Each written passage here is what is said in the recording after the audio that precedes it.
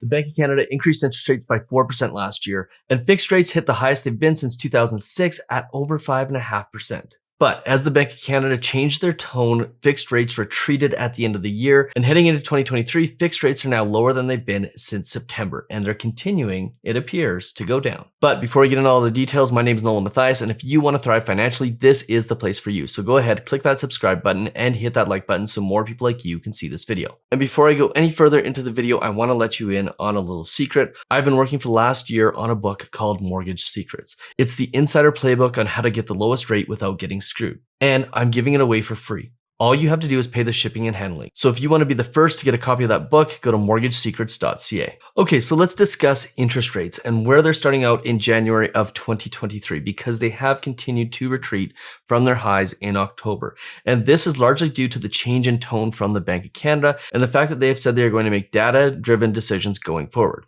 So in other words, what they're going to take a look at is inflation and what's happening in the economy, and they're going to make their adjustments from there. So we should be done with the major rate hikes, the big colossal rate hikes going forward, and that has led the bond market to soften up a little bit. And because fixed rates are priced off the bond market and not the Bank of Canada rate, well, that has led to lower fixed rate mortgages as we enter into the new year, which is good news for buyers because there are continuing to be a lot of buyers who are stage of life buyers, whether they had new kids or realized their commute sucks or got a new job or just got married or got engaged. There are still people who are getting into the market for mortgages, and with fixed rates being priced lower than variable rates, it's starting to potentially make sense to take a look at those fixed rates, especially the shorter term ones. So I want to show you the rates where they're starting at the beginning of the year here. We got a whole bunch of new rate sheets from different lenders today, and it appears that some lenders are staying pretty steady and some are even reducing their 5-year fixed rates as of today.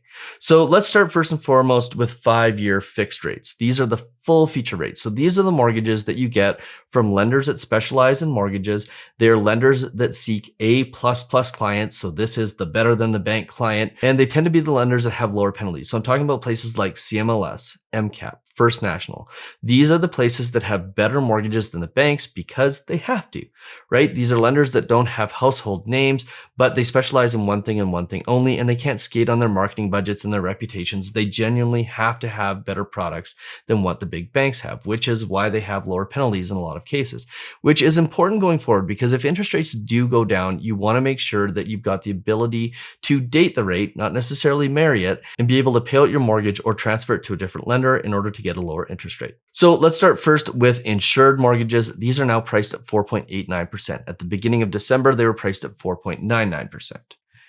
Once we start getting into 20% down, this is where you start to pay a little bit more because 20% down is the highest mortgage amount that a lender can lend without having mortgage insurance on it, which means it's the riskiest mortgage for the lender. So these are priced about 5.19%. This is down from 5.29% at the beginning of December. And then as you start to put more down, you start to get into lower interest rates. At 25 and 30% down, you're looking at 5.09.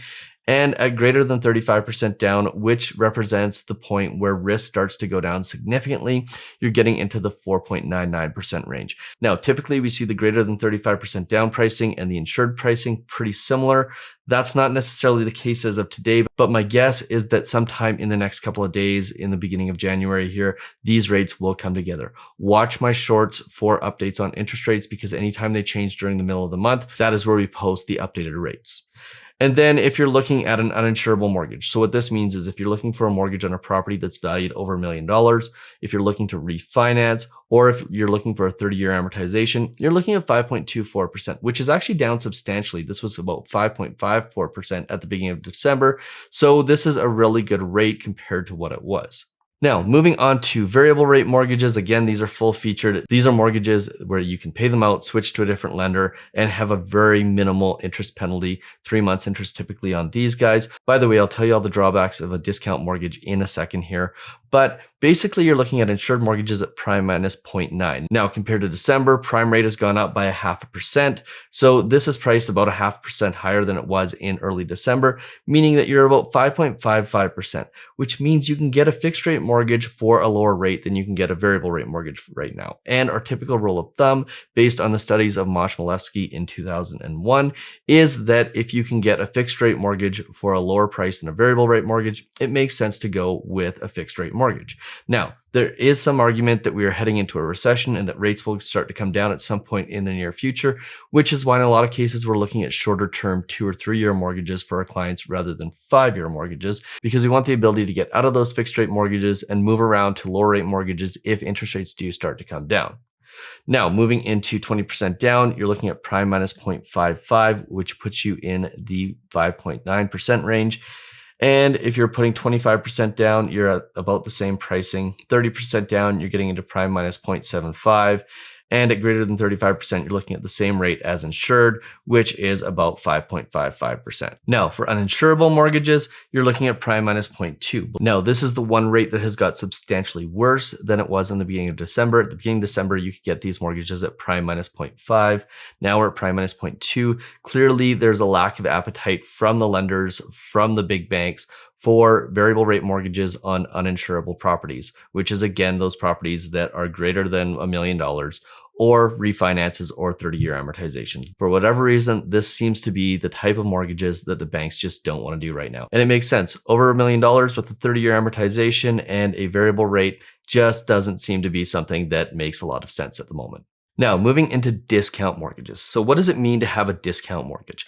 Well, just like anything else in life, you get what you pay for. So if you're to go into a car dealership and you see two identical looking vehicles sitting on a lot, they're both the same color, they both look the same, they're both the same model, but they're priced substantially differently. Well, any rational person knows to look beyond just the surface of the vehicle. They know that there are better options, better features on the one that is priced higher. And then you have to make the judgment of, are those options valuable enough for you to spend the extra money?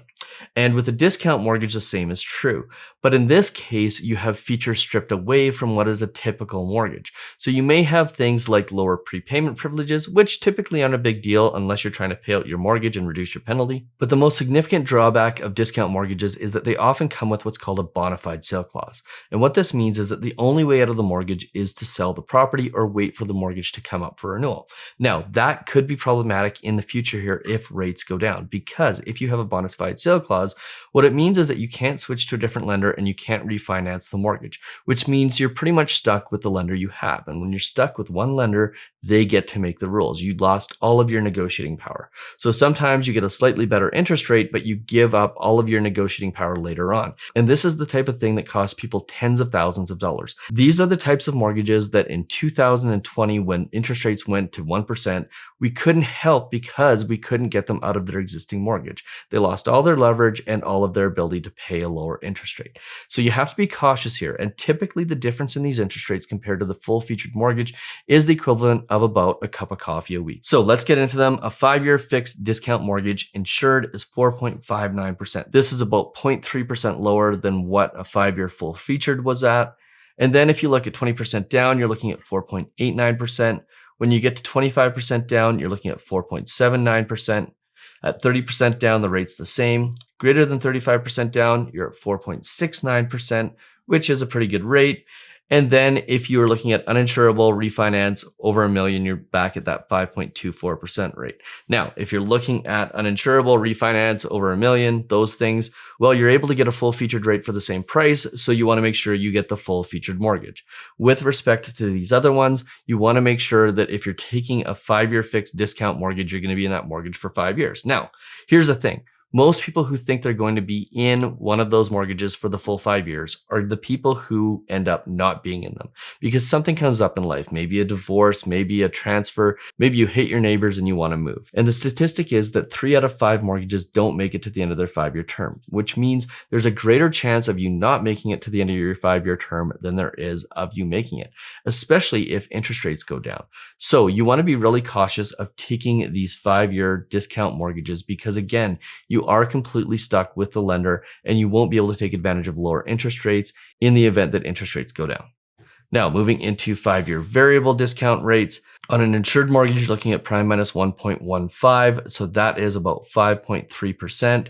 At 20% down, you're looking at prime minus 0.8. At 25% down, the rate's the same. At 30% down, you're looking at about 5.45% or prime minus 1. And at greater than 35% down, you're looking at prime minus 1.15. So these rates, they seem appealing. They're lower for sure. However, they do come with that bona fide sale clause, so you have to make sure that this is the exact right mortgage for you. And for 95% of people, I'm going to tell you right now, this is not the right mortgage for most people, especially again, if interest rates do start to trend down at some point in the future, which it seems like there is a chance they may do by the end of the year and definitely into 2024. So lots to unpack here today. Obviously, those fixed rates again are retreating. There's lots of good opportunity with fixed rate mortgages right now. And if you are in the market for a mortgage in 2023, I'm going to link you to 2 videos here on this side. The first is why you shouldn't take a fixed rate mortgage. The other is why you shouldn't take a variable rate mortgage. And in the coming weeks here, I'm going to post a video on fixed rates versus variable rates. So make sure to stay tuned for that. Maybe click that subscribe button and hit the reminder bell so you don't miss it.